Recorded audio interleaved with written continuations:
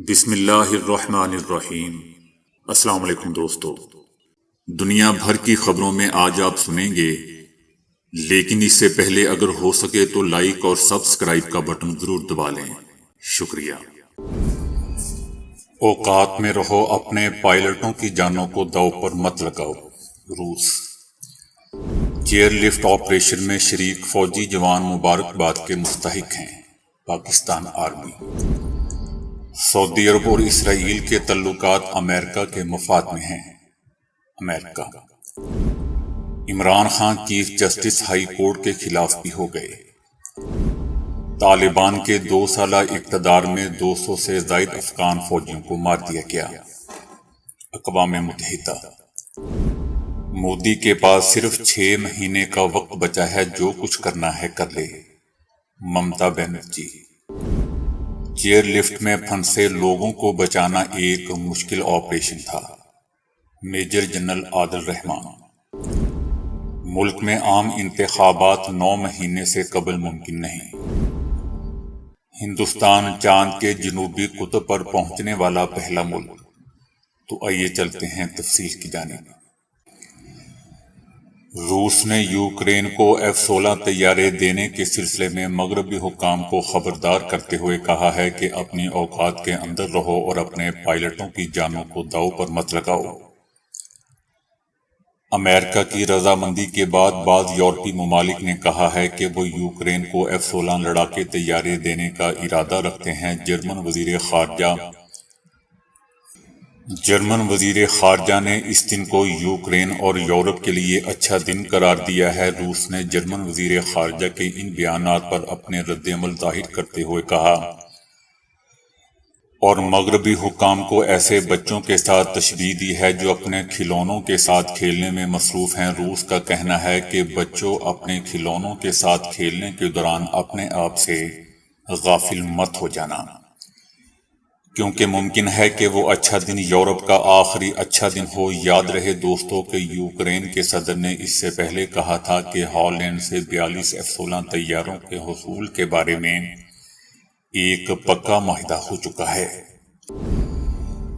Pakistan army کے مطابق انتہائی مشکل ریسکیو مشن کو علاقے میں تیز ہواؤں اور اس طرح کے آپریشن میں شامل خطرات بشمول ہیلی کاپٹر کے روٹر بلیڈز نے لفٹ کو غیر مستحکم کرنے سے مزید دشوار بنا دیا تھا۔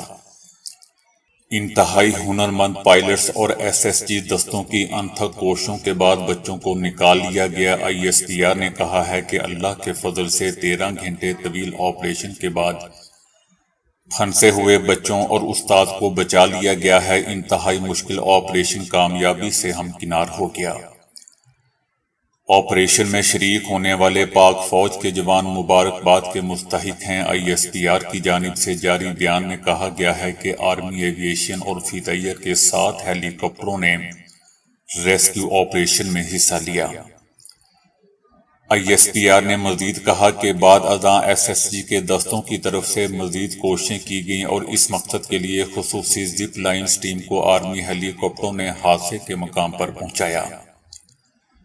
تقریباً 4 گھنٹے کی کوششوں کے بعد تمام پھنسے ہوئے افراد کو بچا لیا گیا۔ دوسری طرف حکومت نے کہا ہے کہ اللہ تعالیٰ کا شکر ہے کہ چیئر لفٹ ریسکیو آپریشن کامیابی سے مکمل ہوا۔ بحفاظت ریسکیو کیے جانے والے تمام افراد کے اہل خانہ کو مبارکباد دیتے ہیں۔ پاک فوج اور ریسکیو اہلکاروں نے انتہائی پیشہ ورانہ انداز میں ریسکیو آپریشن مکمل کیا۔ ریسکیو آپریشن میں حصہ لینے والے اداروں کا شکریہ ادا کرتے ہیں۔ آپریشن کامیابی سے مکمل کرنے پر پاک فوج اور ریسکیو اداروں کو خراج تحسین پیش کرتے ہیں۔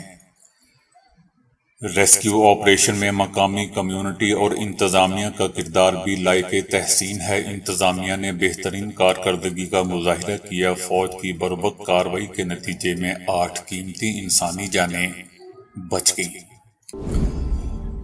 امریکہ نے کہا ہے کہ سعودی عرب اور اسرائیل کے درمیان امن بڑی بات ہے۔ سعودی عرب اور اسرائیل کے تعلقات میں پیش رفت امریکہ کے مفاد میں ہیں۔ دونوں ممالک کے درمیان امن بڑی بات ہے۔ سویلین جوہری افزودگی یا سعودی اسرائیل تعلقات کے حوالے سے فوری طور پر کسی اعلان کی توقع نہیں ہے۔ اس سلسلے میں ابھی بہت کام کرنا باقی ہے۔ دونوں ممالک کے درمیان معمول کے تعلقات کے لیے سعودی عرب اور اسرائیل سے قریبی مشاورت کے ساتھ کام جاری رکھیں گے۔ ہم مشرق وسطیٰ کو مربوط دیکھنے کے خواہش مند ہیں۔ دوستو، ایسا امریکہ کا کہنا ہے۔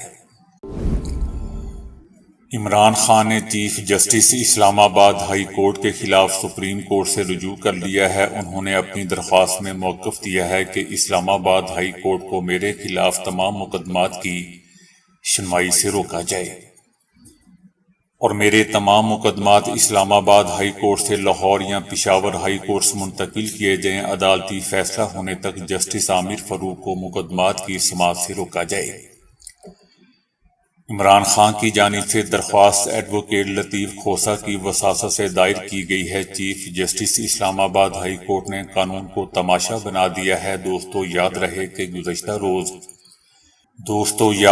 گزشتہ روز عمران خان نے اسلام آباد ہائی کورٹ میں توشہ خانہ کیس کی سماعت جمعرات تک ملتوی کیے جانے کی شدید مذمت کی تھی۔ P T I core committee نے چیف جسٹس اسلام آباد ہائی کورٹ سے خود کو مقدمے کی سماعت سے فوری علیحدگی اور معاملہ کسی دوسرے بینچ کے حوالے کرنے کا مطالبہ کرتے ہوئے کہا کہ جسٹس اسلام آباد ہائی کورٹ نے قانون اور انصاف کو محض ایک مذاق عدالت کو تماشا بنا دیا۔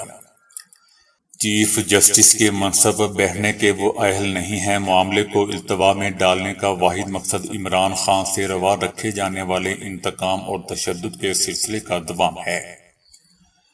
چیف جسٹس آف پاکستان اسلام آباد ہائی کورٹ کے چیف جسٹس کے انداز فیصلہ سازی کا نوٹس لیں۔ دوستو، مجھے لگتا ہے کہ پی ٹی آئی کی قسمت میں اب رونا ہی رونا ہے اور مجھے نہیں لگتا کہ فوج اب عمران خان کو چھوڑے گی۔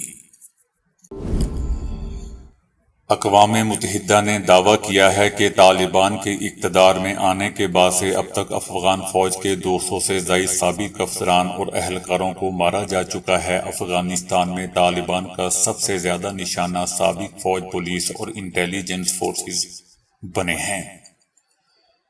افغانستان میں اقوام متحدہ کے مشن نے کہا ہے کہ طالبان نے اقتدار سنبھالنے کے بعد اپنے پرانے دشمنوں کے لیے عام معافی کا اعلان کیا تھا، لیکن اس کے باوجود 200 سے زائد سابق افغان فوجیوں کو ٹھکانے لگا دیا گیا۔ UNAMA کی رپورٹ میں دعویٰ کیا گیا ہے کہ یہ اعداد و شمار 2021 کے وسط میں افغانستان کا قبضہ حاصل کرنے کے بعد سے جون 2023 تک ریکارڈ کیے گئے۔ ان افراد کو گرفتار کرنے کے بعد ٹھکانے لگا دیا گیا۔ اس رپورٹ پر رد عمل دیتے ہوئے طالبان نے کہا ہے کہ سپریم لیڈر نے سابق حکومتی اور فوجی اہلکاروں کے لیے عام معافی کا اعلان کر رکھا ہے اور اب تک اس حکم کی عدم تعمیل نہیں کی گئی۔ اگر رپورٹ میں حقائق پیش کیے گئے ہیں تو انکوائری کروائیں گے اور ذمہ داروں کو کڑی سے کڑی سزا دی جائے گی۔ یاد رہے دوستو کہ UNAMA کی رپورٹ میں دعویٰ کیا گیا ہے کہ 218 کیسز میں سے نصف اس وقت ہوئے جب امریکی افواج کا افغانستان سے انخلا مکمل نہیں ہوا تھا۔ ممتا بنرجی نے کہا ہے کہ آئندہ پارلیمنٹ انتخابات میں بی جے پی کی رخصتی طے ہے اور مودی کے پاس وزیر اعظم کی شکل میں صرف 6 ماہ کا وقت بچا ہے، جبکہ بی جے پی کا کہنا ہے کہ یکساں سول کوڈ نافذ ہو کر رہے گا اور ممتا بنرجی اسے روک نہیں پائیں گی۔ بنگال کے لوگ آپ کی بدعنوانی کے بارے میں جانتے ہیں۔ ممتا بنرجی اپوزیشن اتحاد کا حصہ ہیں، لیکن ہندوستان ان کے ساتھ نہیں ہے بلکہ بھارت کے وزیر اعظم کے ساتھ ہیں، ایسا دوستو بی جے پی کا کہنا ہے۔ اس سے پہلے مغربی بنگال کی وزیر اعلیٰ ممتا بنرجی نے ائمہ مساجد سے ملاقات کی۔ اس دوران ممتا بنرجی نے کہا کہ مذہب کو سیاست کے ساتھ نہیں ملانا چاہیے۔ ممتا بنرجی کا کہنا ہے کہ میں نے رمضان کے مہینے میں روزہ رکھا تو بی جے پی نے میری تصویر کا مذاق اڑایا، بی جے پی نے میرا نام بھی بدل دیا، لیکن مجھے اس سے کوئی فرق نہیں پڑتا۔ قابل ذکر بات دوستو یہ ہے کہ ممتا بنرجی نے ائمہ مساجد اور ہندو پجاریوں کی ماہانہ تنخواہ میں 500 روپے کا اضافہ کیا ہے۔ ممتا بنرجی کے اس اعلان کے بعد اب بنگال میں ائمہ مساجد کو ماہانہ 3000 روپے اور مؤذن حضرات کو 1500 روپے ملیں گے۔ جی او سی اسپیشل سروسز گروپ کے میجر جنرل عادل رحمان نے کہا ہے کہ صبح حادثے کی اطلاع ملتے ہی بروقت ریسکیو آپریشن کا آغاز کر دیا گیا تھا۔ آپریشن میں آرمی ایوی ایشن اور فضائیہ کے ہیلی کاپٹرز نے حصہ لیا۔ ہوا کے تیز دباؤ کی وجہ سے ریسکیو کے کام میں مشکلات پیش آئیں۔ میجر جنرل عادل رحمانی نے کہا کہ چیئر لفٹ میں پھنسے لوگوں کو بچانا ایک مشکل آپریشن تھا، جس میں ایک ٹرالی ہوا میں معلق تھی۔ علاقے میں ریسکیو کا سامان پہنچانے میں مشکلات کا سامنا تھا۔ سلنگ آپریشن کے ذریعے ٹرالی کو ریسکیو کرنے کی کوشش کی۔ انہوں نے کہا کہ ریسکیو ٹیم نے سب سے پہلے ٹرالی کو مستحکم کرنے کے لیے اس کے اینکر پوائنٹس کو مضبوط کیا۔ شام کے وقت ہوا کا دباؤ کم ہونے پر آپریشن کا دوبارہ آغاز کیا گیا اور زپ لائن آپریٹر کی خدمات حاصل کی گئی۔ ان کی مدد سے رات کے کامیابی سے آپریشن مکمل کیا گیا۔ آپریشن کی کامیابی پر مقامی آبادی اور خصوصاً ریسکیو کیے گئے افراد کے اہل خانہ نے پاک فوج کا شکریہ بھی ادا کیا۔ پاکستان الیکشن کمیشن کے سابق سیکرٹری کا کہنا ہے کہ وہ یہ بات نہ صرف اپنے تجربے کی بنیاد پر کہہ رہے ہیں بلکہ وہ لوگ جو انتخابی فہرستوں پر نظر ثانی کو نظر انداز کر رہے ہیں اسے بھی الیکشن ایکٹ 2017 سے گزرنا ہوگا۔ ملک میں عام انتخابات مئی 2024 سے قبل ممکن نہیں ہیں۔ پاکستان الیکشن کمیشن کے سابق سیکرٹری کا کہنا تھا کہ انتخابات 9 ماہ بعد ہی ممکن ہو سکیں گے۔ انہوں نے وضاحت کی کہ 2023 کی مردم شماری کی بنیاد پر نئی حلقہ بندیاں 4 مہینے میں ہی مکمل ہو سکیں گی اور پھر اس مردم شماری کی بنیاد پر انتخابی فہرستوں پر نظر ثانی کرنا ہوگی۔ نظر ثانی شدہ انتخابی فہرستوں پر اعتراضات بھی ہوں گے جس کا عمل مکمل ہونے میں بھی 3 مہینے درکار ہوں گے۔ 2 مہینے بعد انتخابی شیڈول کے اجراء کے لیے 54 دن چاہیے۔ اس طرح آئندہ انتخابات کا انعقاد 9 ماہ یعنی مئی 2024 سے پہلے ممکن ہی نہیں دکھائی دے رہا۔ روس چاند مشن کی دوڑ سے باہر ہو گیا ہے۔ اس سے یہ امکان بڑھ گیا ہے کہ اب ہندوستان چاند کے جنوبی قطب پر پہنچنے والا دنیا کا پہلا ملک بن جائے گا۔ ہندوستان کا چاند مشن چندریہ-3 چاند کی سطح پر جلد ہی لینڈ کرنے والا ہے۔ اس کے بعد ہندوستان ایک نئی تاریخ رقم کر دے گا۔ 23 اگست کو چندریان-3 چاند پر لینڈ کرے گا۔ اس درمیان چندریان-3 کے ذریعے کھینچی گئی چاند کی کچھ نئی تصویریں جاری کی گئی ہیں جس پر لکھا ہے کہ چاند کا یہ دور دراز والا علاقہ ہے۔ اسے LHDAC سے کلک کیا گیا ہے۔ یہ کیمرہ چندریان-3 کے لیے محفوظ لینڈنگ والے علاقے کی تلاش کرے گا جہاں پر کوئی پتھر اور گہرے غار نہیں ہوں گے۔ یاد رہے دوستو کہ اس سے پہلے روس کا چاند مشن لونا 25 چاند کی سطح پر کریش ہو گیا تھا، یعنی روس مشن کی دوڑ سے باہر ہو گیا ہے۔ اس سے یہ امکان بڑھ گیا ہے کہ بھارت چاند کے جنوبی قطب پر پہنچنے والا دنیا کا پہلا ملک بن جائے گا۔ لونا 25 کو ہندوستان سے 2 دن قبل یعنی 21 اگست کو چاند پر اترنا تھا۔ چائنا کی ایک عدالت نے شوہر کو حکم دیا ہے کہ وہ بیوی سے علیحدگی کے بعد گھر کے کام کاج کے عوض اپنی سابقہ بیوی کو معاوضہ ادا کرے۔ بیجنگ کی مقامی عدالت نے میاں بیوی کے درمیان طلاق کے بعد یہ منفرد حکم جاری کیا ہے جس میں شوہر کو پابند کیا گیا ہے کہ وہ شادی کے سالوں کے دوران گھر کے کام کاج کرنے کے عوض اپنی سابقہ اہلیہ کو اس کا معاوضہ ادا کرے۔ چینی شہری اور خاتون کی شادی 2015 میں ہوئی تھی اور اب 5 سال بعد شوہر نے علیحدگی کے لیے عدالت سے رجوع کیا تھا، جبکہ ابتدائی طور پر خاتون طلاق کے لیے رضامند نہیں تھی، لیکن بعد میں اس نے اپنے شوہر سے مالی امداد کا مطالبہ کیا تھا۔ خاتون نے عدالت میں موقف اپنایا کہ اس کے شوہر کے اوپر گھر کے کام کاج اور بچوں کی کوئی ذمہ داری نہیں تھی، جس پر عدالت نے خاتون کے حق میں فیصلہ دیا، جس کے تحت خاتون کو ہر ماہ 2000 یوان دینے اور 5 سال کے دوران گھر کے کام کاج کرنے کے عوض لیبر قانون کے تحت 50,000 یوان ادا کرنے کا حکم دیا ہے۔ چینی عدالت کی جانب سے یہ فیصلہ ملک میں نئے سول کوڈز متعارف کرانے جانے کے بعد سامنے آیا ہے۔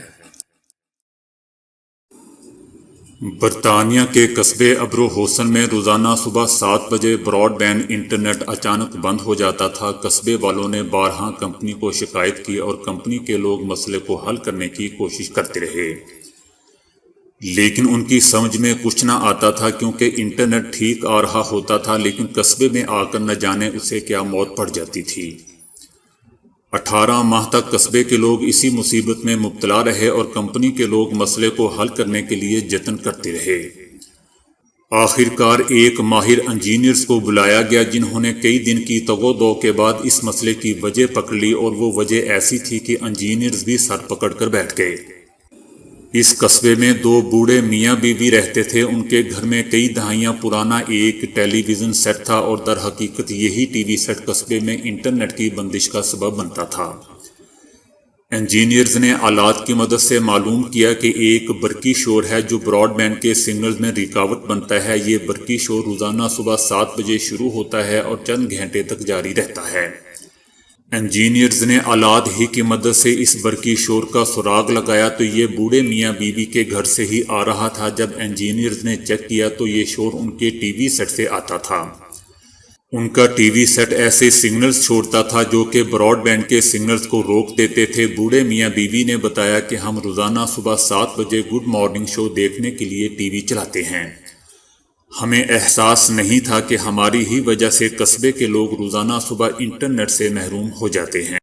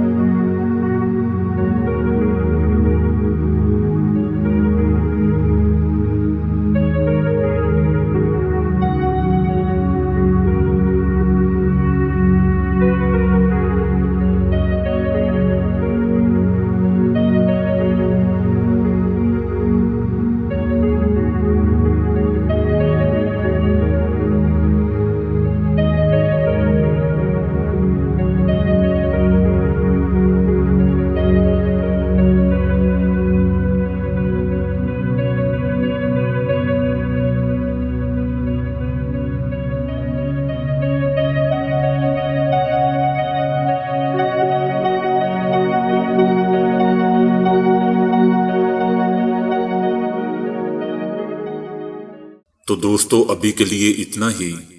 ویڈیو کو لائک اور شیئر کرنے کا بہت بہت شکریہ۔